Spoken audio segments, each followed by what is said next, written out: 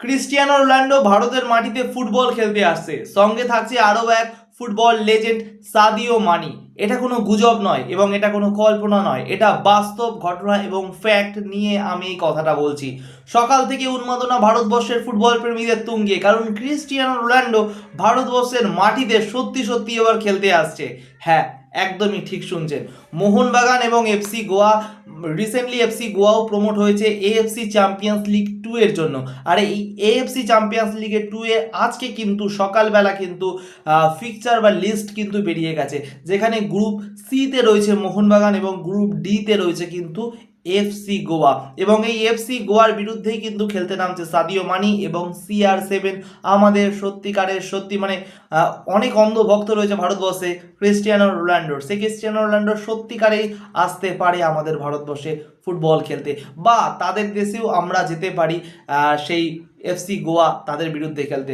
তো দেখে নিই কী রয়েছে আজকের এই ফিক্সারে। তো প্রথমেই যদি নজর যায় তাহলে কিন্তু নজর যাবে গ্রুপ সিতে, সেখানে রয়েছে মোহনবাগান মুখোমুখি হবে ইরানের দলের প্রথমে সাফরান এসসি।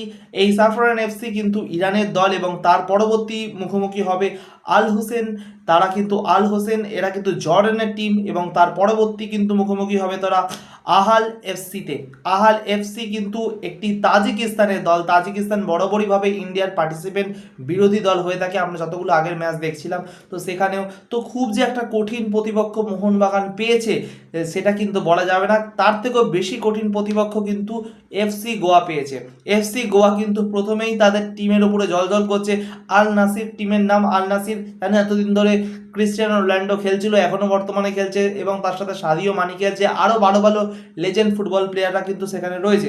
এবং তারপরে রয়েছে কিন্তু আল জারা এসসি কিন্তু ইরাকের দল। এবং তারপরে শেষ যে দল মুখোমুখি হচ্ছে এফসি গোয়ার, তারা কিন্তু এফসি আইস্টিকলল এফসি নামের এক দল, তারাও কিন্তু এফসি গোয়ার মুখোমুখি হচ্ছে। ফলে দুটি দলের যে খেলা হবে সেই দুটি আমাদের ভারতবর্ষের দুটি দল, একদিকে মোহনবাগান একদিকে গোয়া, তারা কিন্তু কঠিন প্রতিপক্ষ নিয়ে লড়াই করবে। ফলে একটা ভালো ফাইট আমরা দেখতে চলেছি আগামী দিন। এটা সত্যি আমাদের জন্য একটা আবেগপ্রবল এবং আনন্দের কথা। সত্যি আপনারাও কারা আমাদের এই ফিক্সার দেখে আনন্দিত হয়েছেন সত্যি কমেন্ট বক্সে জানাবেন। আজকের মতন ভিডিও এখানে শেষ করছি। ভালো থাকো, সুখে থাকো, খেলতে থাকো ফুটবল, সাথে সব খেলো। টাটা।